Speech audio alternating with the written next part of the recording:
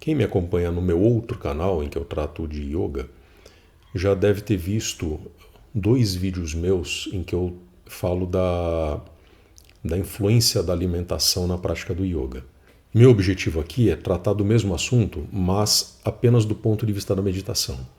E esse recorte já implica algumas particularidades interessantes.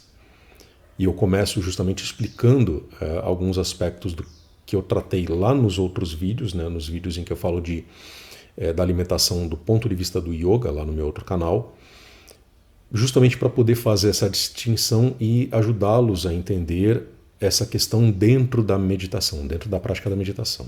No yoga, existe a recomendação expressa, quase que uma obrigação, de não comer carne e de evitar alimentos que possam alterar níveis de consciência, ou seja, também se deve evitar o álcool, substâncias que são enteógenas, né, ou seja, substâncias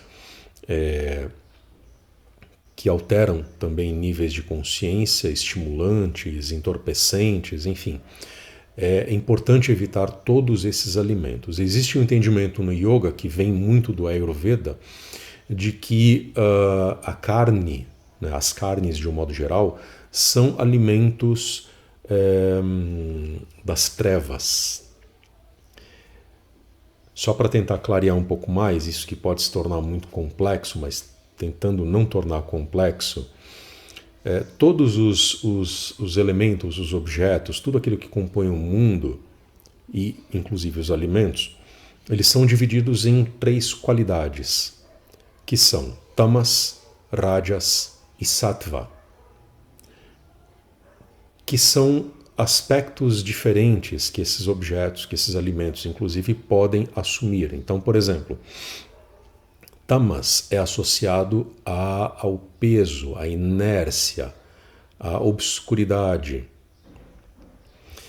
Rajas é associado ao movimento, ao dinamismo, à agitação. E sattva é associado à harmonia, ao equilíbrio. Não significa que, continuando o entendimento do Ayurveda, o entendimento do Yoga, não significa que você deva consumir apenas alimentos que têm a qualidade sattva, que têm a qualidade da harmonia. Significa que você precisa ter uma alimentação que esteja atenta a essas 3 qualidades. Tamas, que é a inércia, a obscuridade. Rajas, que é a agitação, o dinamismo, a vitalidade. E sattva, que é a harmonia, o equilíbrio. Existem alimentos dotados dessas 3 qualidades. Então, as carnes, por exemplo, de modo geral, como eu disse, são associados a tamas. São alimentos do tipo tamásicos, como se costuma falar. Isso implica o quê? Um peso, uma morbidez, uma obscuridade. São alimentos trevosos, como se costuma dizer, alimentos das trevas. Enquanto que rajas seriam alimentos aéreos, alimentos dinâmicos, alimentos do movimento, da agitação. Ocorre que, às vezes, a pessoa está tão agitada, está tão aérea, que ela precisa de algum aterramento. Ela precisa de algum enraizamento. E às vezes é adequado apelar para alimentos do tipo tamas, do tipo base, inércia, imobilidade, assentamento, que são sinônimos dessa qualidade que é tamas.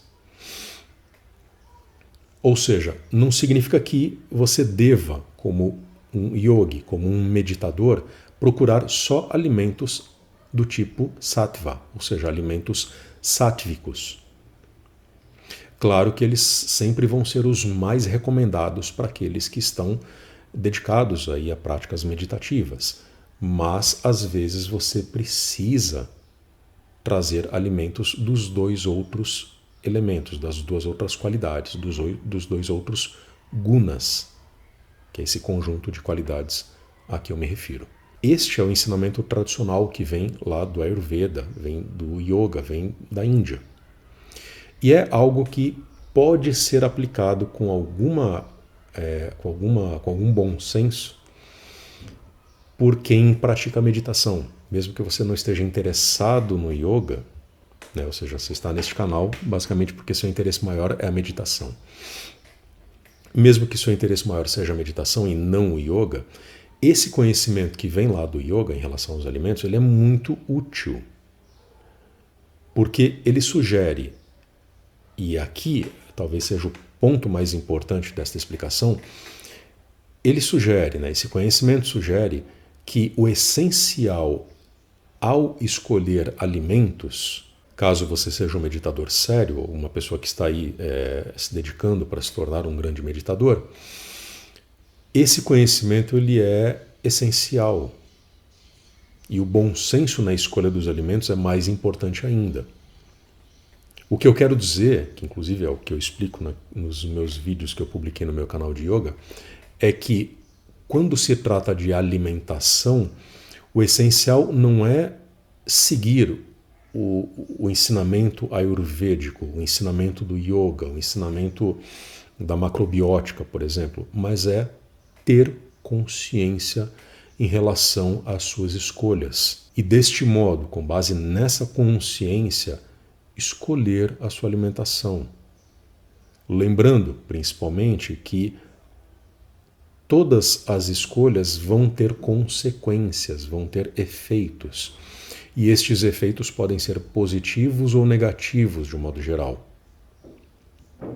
Inclusive as escolhas alimentares. Se você escolhe comer uma feijoada, você provavelmente não vai querer meditar logo em seguida.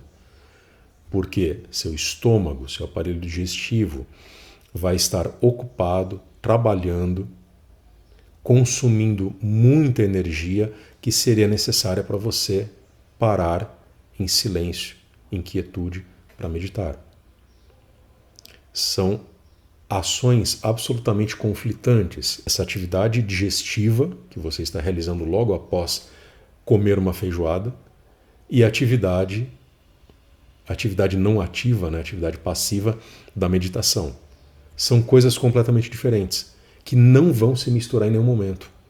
Se você tenta misturá-las, uma delas vai ficar muito prejudicada. É principalmente por isso também que não se recomendam alimentos que possam alterar os níveis de consciência. Para muitas pessoas, por exemplo, a cafeína ela é muito estimulante. Principalmente dependendo do horário do dia. Então, se você toma café e vai meditar logo em seguida, talvez a sua mente fique um pouquinho mais agitada. E isso provavelmente vai prejudicar a sua prática de meditação. Mais ainda para substâncias que realmente alteram os níveis de consciência, como os enteógenos, os alucinógenos, enfim, as substâncias que na maioria são ilegais, ou às vezes são até legais, mas enfim, como é o caso do álcool. É basicamente por isso que no yoga também se proíbe o uso de álcool. Yogis não bebem álcool, porque o álcool realmente altera muito a condição mental, altera muito os níveis de consciência, de autoconsciência. Mesmo que seja algo sutil, isso realmente não é recomendado, e se você tem conexão com a tradição do yoga, isso não é permitido de fato. Mas voltando ao caso da meditação, o essencial é que você tenha consciência em relação às suas escolhas. Comer alimentos pesados significa direcionar quase toda a sua energia física, fisiológica, para o processo de digestão. E se as suas energias, sejam elas energias físicas como as energias sutis, estão direcionadas para a digestão, é melhor você não meditar. É principalmente por isso que eu recomendo, como eu explico no meu curso de meditação, e explico também em alguns momentos aqui neste canal, que a melhor condição fisiológica para a meditação é a condição do jejum. E é por isso que se recomenda realizar a prática da meditação no começo do dia, logo que você acorda, porque você tem condição de esvaziar bexiga, intestino, você não se alimentou por várias horas, no máximo você toma um golinho de água só para recuperar um pouco da hidratação que foi perdida durante o sono e realiza a prática da meditação, sem ingerir nada além de um pouquinho de água. A mesma coisa à noite, né? Outra recomendação que eu faço às vezes é que a pessoa faça a sua meditação à noite, como a última atividade do dia, logo antes de se deitar para dormir. Por quê? Porque você também tem a oportunidade de observar o intervalo entre a sua última refeição e o momento da sua prática de meditação. Né? Claro que quem janta muito tarde, talvez esse intervalo seja pequeno, mas se você janta, sei lá, 7 da noite, 8 da noite, né, no máximo 9 da noite, vai se deitar às 11, meia-noite, não sei como é que é a sua rotina, você tem condição de guardar aí um intervalo de 2, às vezes 3 horas antes de realizar uma prática, o que para a maioria das pessoas costuma ser suficiente para que a alimentação não atrapalhe a sua prática de meditação. Então, pode ser útil também realizar a prática no final do dia, desde que você observe esse intervalo entre a sua alimentação e a sua prática. Claro que esse bom senso, ele pressupõe o bom senso também ao se alimentar. Não apenas o bom senso ao praticar a meditação em relação aos momentos da alimentação, mas também em relação ao seu dia a dia, em relação às suas próprias necessidades. Se você realiza trabalhos braçais, por exemplo, você tem que ter uma alimentação um pouco mais consistente e provavelmente isso vai incluir comer carnes. Porque as carnes, embora no Ayurveda sejam entendidas como alimentos trevosos, né, ou seja, alimentos relacionados à obscuridade, a uma qualidade mais terrosa, as carnes elas são entendidas, né, pelo menos pela nutrição moderna, pela nutrição ocidental, como fontes importantes de proteínas, de outros nutrientes que vão ser essenciais para ter força, vitalidade, enfim. Isso aí eu com essa minha explicação eu não estou negando nem deixando de lado o conhecimento tradicional, né, que nós temos no Ocidente, né, por meio da medicina, por meio da nutrição, por meio da nutrologia, enfim. Não desconsiderem isso. Como eu disse, esse bom senso implica ter a autoconsciência em relação às suas escolhas. Para você perceber, bom, se você passar, sei lá, 3 dias sem comer carne, como é que o seu organismo vai ficar? Você vai ter força e vitalidade, como você teria se comesse carnes ao longo desse período? Ou você tem o costume de realizar, sei lá, uma dieta cetogênica, né, que ainda é meio moda hoje em dia, né, que evita comer carboidratos e concentra a alimentação em alimentos como carnes e gorduras e tudo mais. Ou seja, proteínas, gorduras, alimentos que não são os carboidratos. Como é que fica o seu organismo em relação a isso?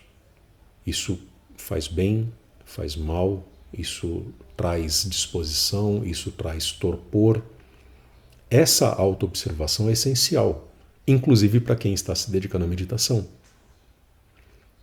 No sentido, inclusive, de você conciliar não apenas a sua prática, mas a sua vida de um modo geral, ao tipo de alimentação que você quer ter ou precisa ter.